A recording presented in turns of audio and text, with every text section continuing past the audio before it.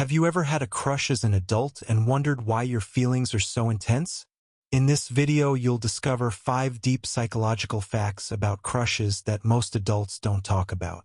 You will learn what happens in your brain when you crush on someone, even as an adult, why you might idealize a crush, even when you know better, how a crush can reflect your hidden needs and past experiences, what behaviors your body and brain are secretly showing you, what to do with a crush so it serves you and doesn't trap you. If you've ever felt confused, excited, nervous, or unsure around a crush, this video is for you. Hi everyone, welcome back to the channel. Today we're going to talk about something that might feel a little familiar. The moment your heart skips a beat when you see someone, the extra thrill when they smile at you, the tension, the excitement. Yes, you've got a crush. But we're not just going to talk about the fun part. We're going deep because there are 5 psychological facts about crushes, especially for adults, that few people talk about. If you've ever asked yourself, why am I acting this way? Why do I feel so intense? This video is for you. And if you find value in this, please like the video, share it with someone who might relate, and subscribe so you don't miss more in-depth videos like this. Let's dive right in. Imagine this: you see someone across the room. Your heart rate picks up. Your mind races slightly. You replay things you'll say. You feel both excited and nervous. But then you realize something odd. You're doing this as an adult. You've had relationships, you've been there and done that. And yet this crush grabs you. Why? What's really going on behind the scenes? By the end of this video, you will not only understand these feelings but also have practical insight into how to handle them with maturity and awareness. Here's what we will cover: what your brain chemistry is doing when you crush on someone, how you might idealize your crush, and why you do it, how a crush can reflect hidden needs or past experiences, what behaviors and body responses you're likely showing, even if you don't realize it, and finally, what you can do with a crush so it works for you, not against you. Stay with me because we're going to unpack each of these in turn. Let's start with the science. When you have a crush, even as an adult, your brain lights up in interesting ways. According to research, when you think about or see your crush, your brain releases dopamine, the feel-good neurotransmitter. Your mind treats that moment as a reward. But there's more. We also see chemicals like norepinephrine showing up, which is linked with arousal, alertness, and that fluttery feeling. So, the body is wired to respond to crushes in a way similar to how it responds to novelty and excitement. This matters because it shows you're not weird for feeling so activated when you see your crush. Your body is actually doing what it's biologically programmed to do. It also means a crush isn't just about, I like them. It's about your body experiencing them. That's why you might feel sweaty palms, racing heart, sudden energy. So next time you feel that way, understand, it's chemistry, not just, oh, I'm silly or hopeless. It's real. And as we move on, you'll see why that chemistry makes you do things you wouldn't usually do. Here's the second truth. When we crush on someone, we often don't just like them, we like a version of them. We idealize. And this is especially true for adults who might have more experience, more baggage, more expectations. One article says, you might overlook their flaws. You might set them on a pedestal. Why does this happen? Because the brain is trying to create something safe, something desirable. You get the reward, dopamine, when you imagine a perfect connection. So you project. If they were perfect, then. Here's how that shows up. You ignore red flags or excuse odd behaviors because you're in love with the idea. You imagine scenarios that haven't happened yet. You plan, daydream, rehearse. And again, dopamine reward. You may feel a little extra nervous because you're interacting not just with them, but with your ideal version of them. This idealization can be beautiful. It can push you to grow, to seek higher standards.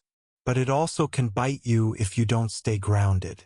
So I want you to ask, What am I really attracted to, the person or the idea of the person? Here is a deeper truth. Many of our crushes reflect hidden needs, past experiences, or unfulfilled parts of ourselves. Research shows that proximity, similarity, and familiarity influence crush development. For instance, maybe you were drawn to someone because they reminded you of someone you admired in childhood. Perhaps you're drawn to someone who embodies a quality you wish you possessed: confidence, adventure, calm. The crush may give you access to a fantasy of what your life could be, rather than what it is. This fact is helpful because it empowers you. If you see a crush, you can ask, what part of me does this person represent? When you do that, a crush becomes less of a mystery and more of a mirror. You start to understand yourself, your yearnings, and your patterns. So we've got brain chemistry, idealization, and self-reflection. Now let's talk about how you behave when a crush is present. You might think you're hiding your crush well, but your body and behavior tell stories. Some psychological facts about crushes show up in subtleties. You pay more attention to your appearance when they're around. You may unconsciously change your posture, your expression. You might mirror them, their body language, speech style, and even the topics they discuss. This is called behavioral synchrony, and it increases attraction. Your focus, your energy shifts. Maybe you find yourself thinking about them when you should be working. Maybe you're more distracted. That's partly chemistry, emotion. One subtle sign: your pupils may dilate when you look at someone you're attracted to. So when you feel off or extra animated around someone, it's not just imagination. Your body really is reacting. Recognizing these signs gives you more power. You're not out of control, you're responding, and you can choose how to react. Alright, the final fact: what you should do when you have a crush. Although knowing all these facts is beneficial, taking action matters most. Here are actionable steps. Reflect. Ask yourself what your crush is showing you about yourself. Stay grounded. Recognize the idealization. Ensure you're connecting with the real person, not just a fantasy. Use your behavior wisely. Channel your body's reaction. Instead of letting nervousness take over, lean into calm confidence. Say hello, ask a question, test the waters. Respect boundaries. Just because you feel intense chemistry doesn't mean everything must escalate immediately. Give it time. Let it develop naturally. Enjoy. Don't obsess. Having a crush can be fun, energizing, and inspiring. But if it starts to feel consuming or distracting, step back. Use it as a signal to reconnect with your life, your goals, and yourself. Communicate when ready. If your feelings persist and you want something more, clarity eventually helps. You can share something small or open a conversation. Being an adult means being honest. Using a crush this way turns it from a confusing feeling into a growth opportunity. You don't just hail from your feelings, you learn from them. So let's wrap up.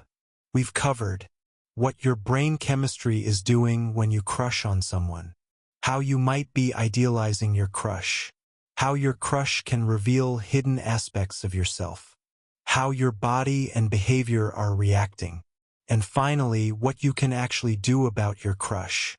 If you found this video helpful, please like it, share it with someone who might be in that crush zone, and subscribe so you don't miss more videos on psychology, relationships, and understanding yourself. This video is intended for educational and entertainment purposes only and does not replace professional advice. If your feelings around crushes are causing distress or interfering with your life, please consult a qualified therapist or relationship professional. And I'd love to hear from you. In the comments below, tell me which of these facts surprised you the most. Did you recognize yourself in any of them? Let's talk about it together. Remember, a crush isn't just a fleeting feeling. It's a message, an insight, a chance to grow. Thanks so much for watching. I'll see you in the following video.